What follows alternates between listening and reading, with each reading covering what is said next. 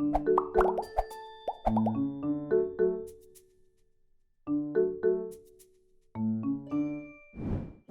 I'm Solène. And I'm Natasha, and today we're going to be talking about family. Solène, what's something you and your family do that you love the most? Honestly, I love traveling with my family. My mom's a really laid-back person, and my dad, he needs a schedule every second, every day. So it's so much fun spending time together on vacations because you get the best of both worlds. It's really great. That sounds so much like my family. Well, today we're going to be talking about a different type of family, and that's our church family. Let's watch this.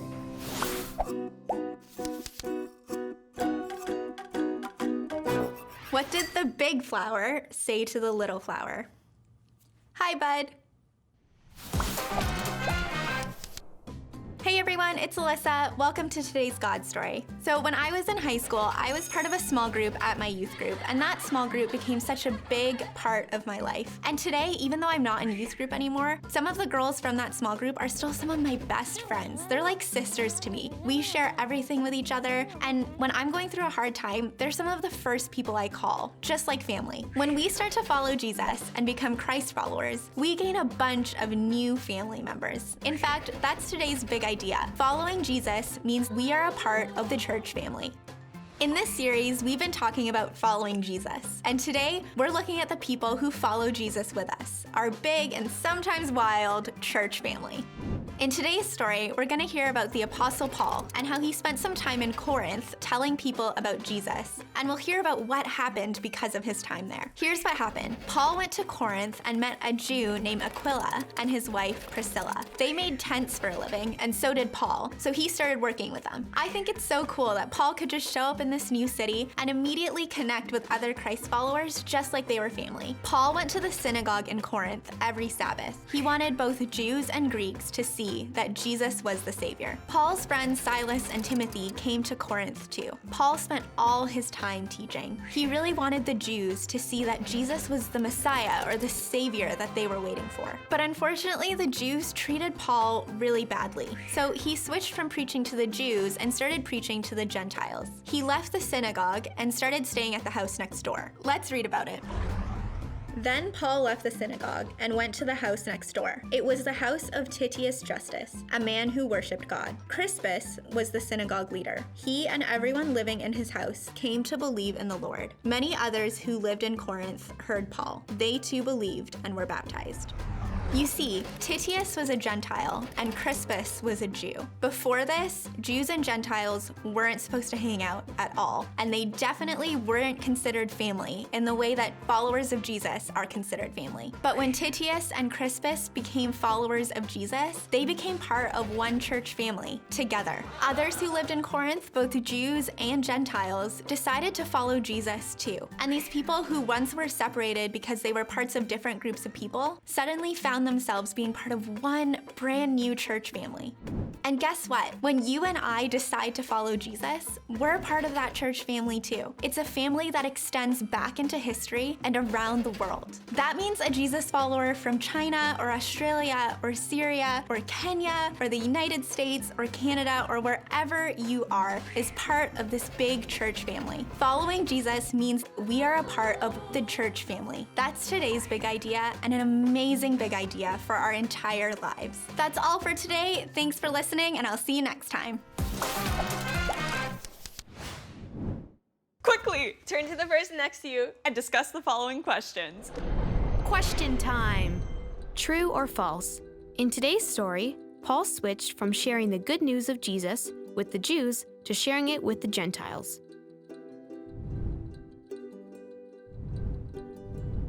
True or false? Even though Titius and Crispus were from different cultural backgrounds, they became one family through Jesus.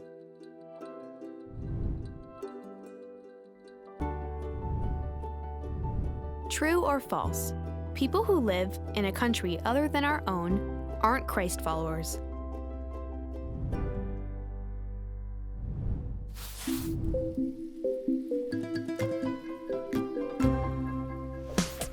Game time!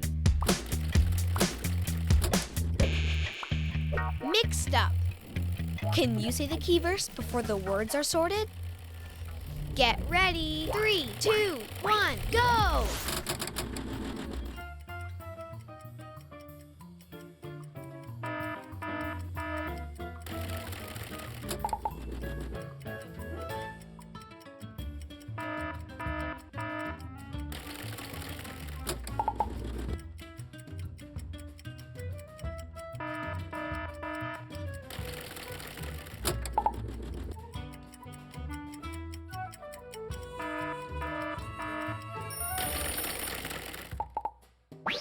Say it with me. Say with your mouth, Jesus is Lord. Believe in your heart that God raised him from the dead. Then you will be saved. Romans 10, verse 9. When Paul was treated badly by fellow Jews, he moved on and befriended people who really loved spending time with him. He served there, and he felt like that was what God really wanted him to do. They became like family. Well, our friend Natalie has the nicest family, and she invited us over to take a look at what family means to her. Let's check this out. Oh, hi, come in. It's cold outside. Let me introduce you to my family. My mom, Alice, my sister, Catherine, and my dad, Wayne. Hi.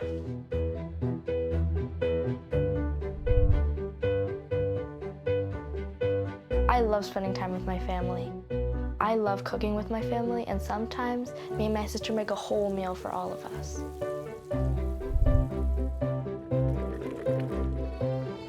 I know my parents love me unconditionally.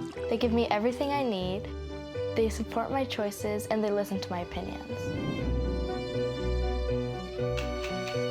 We love to play board games together and go shopping, but I love it most when we go to amusement parks or go on vacation. My parents introduced me to Jesus at a very young age, and we all love being part of a church family. We serve at church. One thing that I do is that I'm on the welcome team. We greet people as they arrive to service to make them feel welcome and loved. I also help out at the Welcome Center, where I spend time with kids if families have questions, if they're new, or if they just want to talk to pastors after service. One thing that I love is teaching at KidMax. I teach the kindergarten class where we teach kids about Jesus and make it fun for them.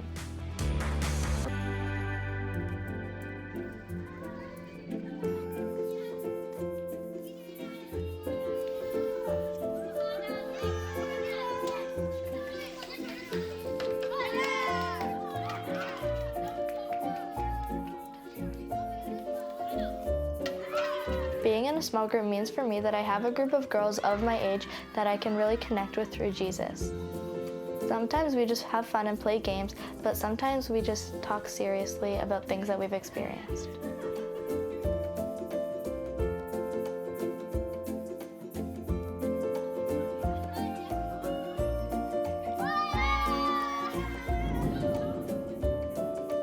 I know I have a family that loves me, but I also have a church family who also loves me, and I show my affection to them by volunteering.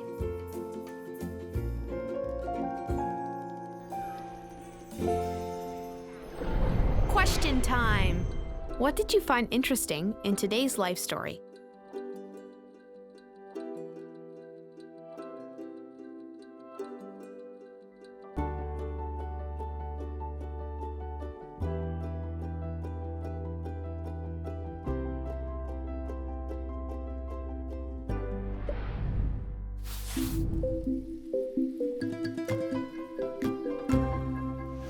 Weren't those the funniest eggs that Natalie and her dad would cook together?